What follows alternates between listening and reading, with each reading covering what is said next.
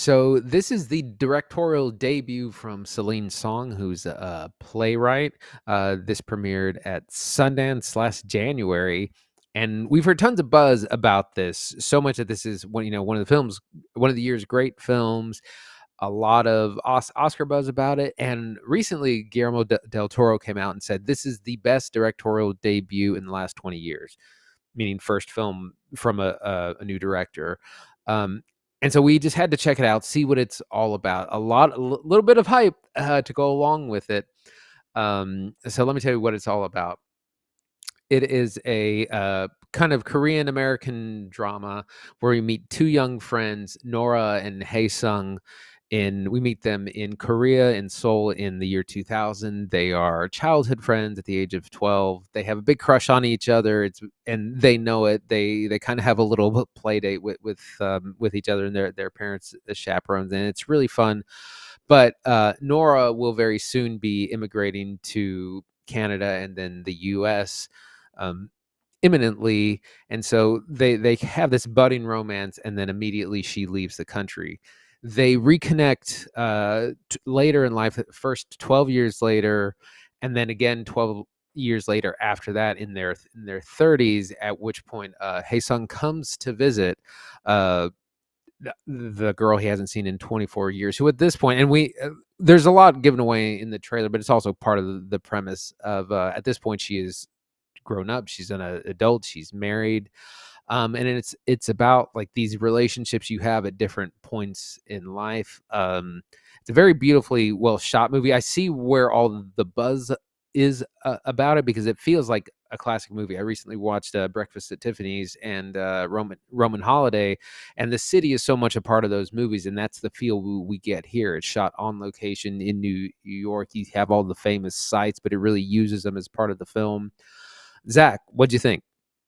So, Past Lives is kind of lightning in a bottle, I think. It's from a first-time director who does, I mean, rarely do you get a first-time director who turns out a feature that looks this stellar. She also wrote it. It is a really great script.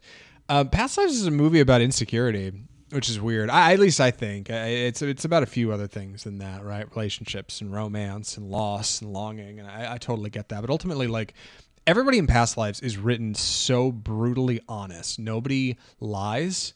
Nobody fibs.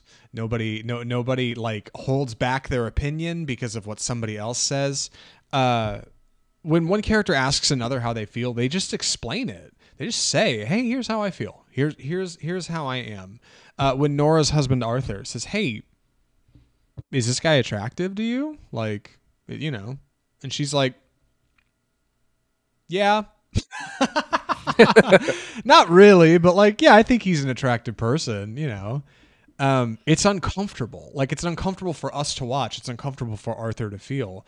And when Hae Sung comes over and sees her for the first time, and she's kind of excited to see him, and he's like stunned. It's uncomfortable, right? Like, it's this long, awkward silence. It's uncomfortable for us to watch, and it like feeds on these very human feelings that we all share, like these feelings of surprise and embarrassment, of nonconformity, even in the face of like different cultures, because this is very half South Korea, half American.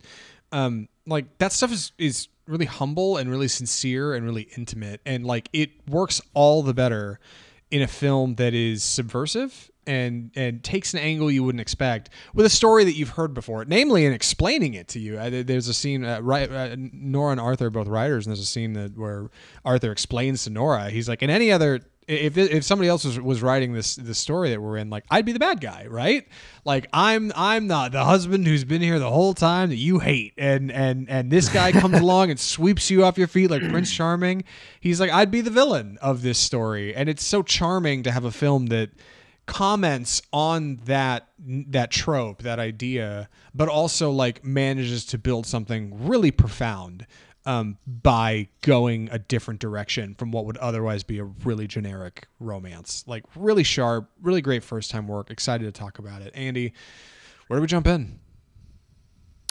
So I'd like to talk about the look of this movie because I think that's one of the things that really caught people's attention. Like I said, it's shot largely in New York City, and it just makes such good use of locations. Again, we get things like the Brooklyn Bridge, the Statue of Liberty, Chinatown, but it really uses these backdrops effectively to place our characters in. And it takes quite a while for them to kind of get to that part. That's the part that's sold in the trailer quite a bit. But it also takes us a while to get there. And a lot of the movie is also just over it's people on screens because when they initially connect in their 20s, it's via social media, and they start texting and eventually start video calling, but it's 2012 video chatting, so the screens aren't great. And it's a lot of acting on both sides. And that actually reminds me, these two actors did not meet in person until like they actually like met on set to shoot, and they purposely stayed away, like they didn't rehearse together even like remotely. They purposely stayed away from each other so they could have that really fresh, never met this person before in my life kind of feel. Right. Like, yeah, this other entity that I've just heard about and heard talked about, right, but have never actually engaged with. Yeah, this movie looks stunning. Like, this does not look like work from a first-time director. Like, I couldn't believe how effective some of the framing is. There's this brilliant little montage when Hae Sung first gets into New York, and he's at his hotel, and he goes from the airport to the cab to the hotel, gets inside, gets a coffee, he's kind of hanging out and getting his bearings. And it's rainy, and it's framed so cleverly, like in ways you would never think to shoot something, because Celine Song is very explicitly making decisions behind the camera to try to present the world that she sees, and that's such a delight. Like, that's what you want to see, right? You don't want people shooting generic, you want people shooting a voice. They have something to say, and she does.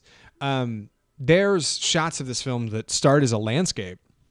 There's a great scene where Hae Sung and Nora are walking through a park by a bridge, and it opens as a landscape shot. It's big on the bridge, huge wide lenses in this movie, and you see just these two characters just kind of walking along the bottom, and the camera kind of just slowly pans with them, and before you know it, they kind of come walking on the sidewalk in one like clean 4-minute take where they're just like chatting about catching up. You know, how have things been? How have you been over there? How are you here? I can't believe how good this movie looks. Like, it's really stellar, and like lots of good long takes too. It's funny, when I cut the trailer package for Past Lives so we could run it here on the show, a lot of the shots in the trailer are like 8 seconds long, too long for YouTube. Like, couldn't even get on there, right? The Killer trailer, meanwhile, Fincher, is like lightning fast cuts, and I know trailers are edited by different people, but like, I just think Past Lives is so much more willing to linger and so much more willing to spend time in a space, and to push its characters like in the frame into like uncomfortable moments. And I think that's really sharp. It's really great work. Yeah, and what's also stunning is our narrative, our writing.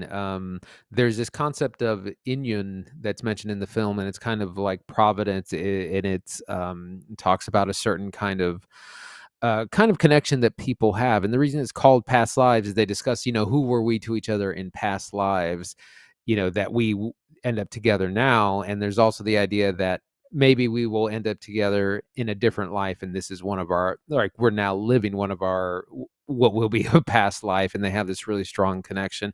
But it's really profound look at who we are at different points in our lives. Nora's husband doesn't know kind of the younger child version of her. He knows her as an adult and playwright, and Hae Sung knows the child version of her that he grew up with, but he has not known as an adult until he comes to visit. So it's kind of who we are and the potential of what we maybe could have been had life just gone differently. Yeah, like it's a film with a crossroads in it, right? And Nora goes one way and Hae Sung goes the other, and it's so fascinating that come Act 2, when they kind of start to reignite for the third time in present day, Hae Sung comes to visit New York, and Arthur doesn't contest to them spending time together. In fact, encourages it. You two should go out, show him whatever, like go hit the city, and they make plans and go do things, and they don't even really fill him in on it. At the end of the night, they get back to his apartment. He's like, "So what'd you guys do today?" "Oh, we went to Ellis Island." "Really? I've never done that." like spending time with Nora, doing things that like even he has not done, like creating memories that he can't be a part of. And it's so fascinating that he gives her the space to do that, right? Like so many generic characters mentioned earlier, like would know, they would protest, hey, that makes me uncomfortable, but he doesn't, because he knows that it's important to her, and they talk about that, and they have really honest adult conversations about it. And it's shockingly refreshing and really healthy. Additionally, like he makes sure to give the two of them space to not only like explore their own feelings, but to move the plot. Like, and so we get the pleasure of this in the audience's seat, right? Of seeing these two kind of reconnect and see what that means, and if they still have a connection, and where that might go. It's really tremendous. Like, and it's so small, right? Like I feel like I keep comparing it to After Sun, but like in the same way, like practically micro budget, like actors and actresses I've never seen, but like emotions that I won't get from any few other films this year. You know what I mean? And like it's really stellar work. It Yeah, it reminds me, one of the things I wanted to talk about is this film's about identity, and our three main characters are very different. Nora is Korean American. She grew up in Korea for 12 years, and then in the West after that. Her husband is fully American and Jewish, and then Hae Sung has only lived in Korea his whole life, so he's fully Korean. And she has this great line that she says when she's with him, she feels simultaneously less Korean because she doesn't speak Korean near as well as him and hasn't grown up there as often, and also simultaneously more Korean because it's more than she kind of experiences in her everyday life. The movie uses language as a very interesting piece of identity, because they're so close because of their language, even though they haven't seen each other in 20 years. Where her husband, while he knows a little bit of Korean, that's not something he speaks, and so he's a bit of an outsider in that way. But it's just the theme of identities is really interesting in the movie, and again, it's really mature stuff. You can see the playwright writing, really digging into these characters. Yep. It's another great acquire for A24. It's something small and intimate that I think is going to stand the test of time. Like, it's a really cool flick. I don't have much more to say about it, Andy. I think I'm running out of things. Anything else for recommendations? I think I'm ready. Andy, would you recommend Past Lives? Yeah, absolutely. It is definitely one of the best films we've seen. I've seen this year. It's very profound. It's interesting. It gets a little slow paced for me at times, but it is incredibly well shot, especially for a first time director. It's a very, like I said, deep and profound film about love and destiny and identity, like I said, and great performances from, I didn't name them before, Greta Lee and Tae Yu as Hae Sung. So really, really phenomenal first film. I'm excited to see what Celine Song does next. Yeah, me too. I know. I was just looking at it. I know Celine Song has another deal with A24. She's working on a film called Materialist. I don't know anything about it, but apparently A24 was like, "Yep, absolutely, we want you to do another one with us." So that's tremendous. Past Lives is great. You should absolutely go watch it. There's no real qualms about it. It is. I'm gonna say, it's not like adult in the way that it's like graphic content or anything, but like a child would be bored out of their minds watching this movie. Like, Yeah. it's a thoughtful Mature kind of themes. film. Yeah, right. It's like an hour 45, like not too bad. I think Past Lives is good stuff. You should totally check it out. Unfortunately, it's only available via VOD. That being said, I think it's worth the price of admission, especially if maybe you got a cinephile significant other who might want to take in Past Lives. I think it'd be worth it. But if your partner's not super into weird movies like that, probably not. But yeah, I think you should check out Past Lives. It's a great time. And that's our show. Oh my gosh, Andy, episode God, what are we on 231 this week? 231. Good Lord, coming up on that big 250. What are we gonna do? What are we watching next week?